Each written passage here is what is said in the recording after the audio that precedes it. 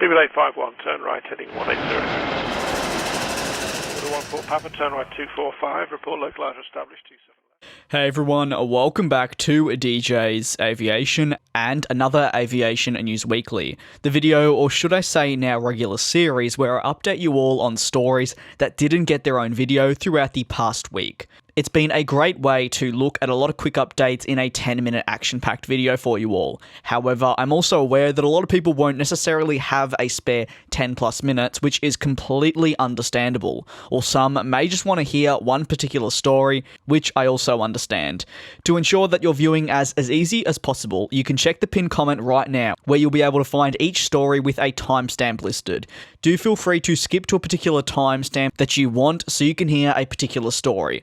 Anyway, we begin today's Aviation News Weekly with more coverage from last week's Airbus Innovation Days, where Airbus discussed the future of their aircraft and so much more. However, Airbus also made news for comments made by key board members in regards to Boeing aircraft. As always, this is a little bit of fun. I have to explicitly state that these comments are not mine, as in recent weeks some have actually believed that when I'm quoting certain people, I'm actually given my own opinion. That's not the case. Airbus really attacked multiple Boeing aircraft, the 777X and NMA to name the two. First, we'll take a look at the Boeing 777X. The sales chief of Airbus called the new 777X quite literally a re-engined Hummer, with far too much weight in comparison to their own Airbus A350, a type that is currently flying with customers. Airbus believes that their A350-1000 is far superior to that of the 777X and offers customers so much more than Boeing's up-and-coming 777 replacement. The comments did not stop there though. The Airbus chief commercial officer commented on Boeing's up-and-coming NMA, dubbed to be the Boeing 797. He questioned what the aircraft would actually bring to the aviation industry, noting that the aircraft would not be bringing a single bit of brand new technology that would make it favourable to customers. This confirms what Boeing said in a statement to CNBC in regards to the design features that were rumoured. I covered the idea of having a one-person cockpit on the NMA in a video a few days ago. However, as you're probably aware if you watched to the end of that video, Boeing rejected that, and now it's been confirmed by the Airbus sales chief.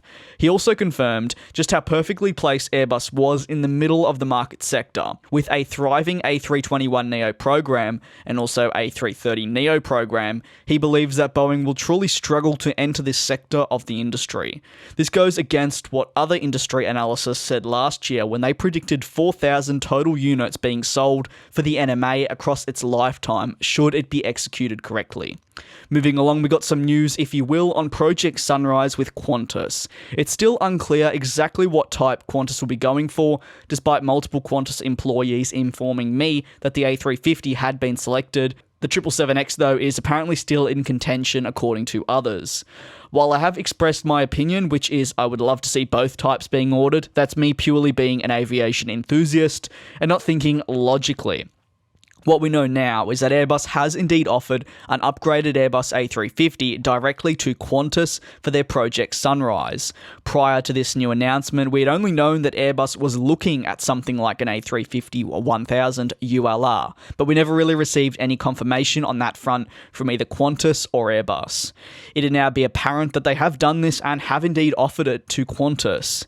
In addition to proposing an upgraded aircraft to Qantas for their Project Sunrise, the European aircraft manufacturer is getting increasingly more confident over Qantas selecting Airbus to power Project Sunrise. A decision on the Project Sunrise order is expected in the coming months if you're not aware, with sources saying that would hear the news in October. This is also when a new Qantas International CEO will come into play. So it really lines things up perfectly for the order to be announced then. In what has been one of the weirdest, longest, and just odd sagas the aviation industry has seen in a long time, Boeing has once again seen a report highlighting problems with their 737 MAX simulator software. The simulator is what they've been working on their software fix for the MCAS, with various airlines and also regulators. Boeing has in the past week acknowledged that the simulator did indeed have flaws, saying, Boeing has made corrections to the 737 MAX simulator software and has provided additional information to device operators to ensure that the simulator experience is representative across different flight conditions. However, despite saying this, they did not make it clear in their statement whether or not they had informed any regulators on the situation with the simulator. In addition to this, Boeing did not make it clear as to when they actually found out there was indeed a fault with the 737 MAX simulator. These changes that Boeing will implement, though, will improve the simulation of force loads on the manual trim wheel. However, Boeing has also admitted that the flight simulator was incapable of reproducing various scenarios accurately, like that of ET302 and JT610. Of course, these were two main scenarios that a lot of people believe should have been implemented into the software. Despite all this, Boeing has made it clear that they're working very closely with their customers to ensure the safety of the aircraft in the long term.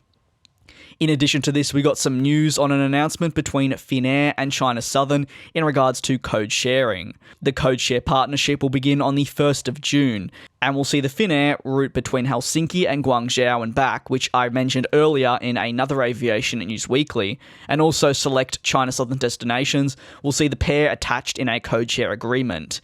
It'll add 5 new destinations to Finnair's overall network in China, and also allow Chinese customers to easily continue on their travels to different areas of China. This is something we've seen with the world's longest flight, operated by Singapore Airlines on the A350 ULR. This flight flies from Singapore to Newark, and because they're a part of the Star Alliance and Newark is United's hub, it allows customers that have travelled into Newark to easily connect on to other United aircraft to fly throughout America or further on to potentially Europe as well, if they decide to go the long way. The Senior Vice President of Network and Resource Management at Finnair said, "We're very excited about this first step of our partnership with China Southern. This code share opens up new destinations in China for our customers on the Helsinki-Guangzhou route, which we just extended to year-round operations. China is among our top markets globally, and we are delighted to be able to offer more destinations to our customers from Guangzhou onwards." Adding, during this summer, we operate up to 42 weekly flights between Greater China and Helsinki, including 4 flights to Guangzhou. While the Senior President of International and Corporate Relations at China Southern said, "We are very honoured to establish this partnership with Finnair, one of the world's leading airlines with extensive network and high-level popular tourist and business destinations. We are very glad to provide opportunity for travellers from all over the world to visit Helsinki more easily." Route news does not stop there though, with Virgin Atlantic announcing that they'll be launching a new route from London Heathrow to Mumbai, with the service to begin on the 27th of October 2019. A decision that has no doubt come on from Jet Airways suspending all services to Heathrow after they actually completely suspended operations back in April. With this, a void has been left, and airlines are looking to fill it, with Virgin Atlantic being among the first to actually act on it. However, this isn't the first time the airline has flown to Mumbai. 4 years ago, they cancelled the service and focused strictly on Delhi, which is also in India. Now they'll be flying with the 787-9 to Mumbai, which features 258 seats. The Virgin Atlantic EVP of Commercial said, "2019 marks a significant period of growth for Virgin Atlantic, and I'm delighted that we're continuing to expand our route network once more by returning to Mumbai. Until recently, we've been able to serve this important market through our partnership with Jet Airways. However, since Jet Airways has sadly suspended its operation, we now have an opportunity to provide alternative options for our customers and meet this demand. It's been a busy few months for Virgin Atlantic and will also be an incredibly exciting future, with the first of many A350-1000s arriving shortly, with their new upper-class seats recently revealed in the United Kingdom being installed on the aircraft." Following the major incidents involving the Boeing 737 MAX, it is indeed looking likely that the certification process for aircraft, as well as the training of pilots, will drastically be changing to ensure the safety of all passengers on board aircraft. As someone working with the MAX said, "We will follow a process that is robust, rigorous, and we will leave no stone unturned," adding, "If it takes a year to find everything we need to give us the confidence, so be it." Safety is now paramount, and although the process to certify is already long and difficult, it's no surprise that it will indeed be strengthened even more following ET302. The acting administrator of the FAA said, "The idea is we are working globally from the same sheet of music, and that music is the data we are using to determine when the plane is safe to fly. It's important Boeing gets this right and that certification is granted in a completely correct and also fair manner with no shortcuts, as it could end in another catastrophe. And that is something no one wants. That's another Aviation News Weekly. Thank you so much for sticking with me.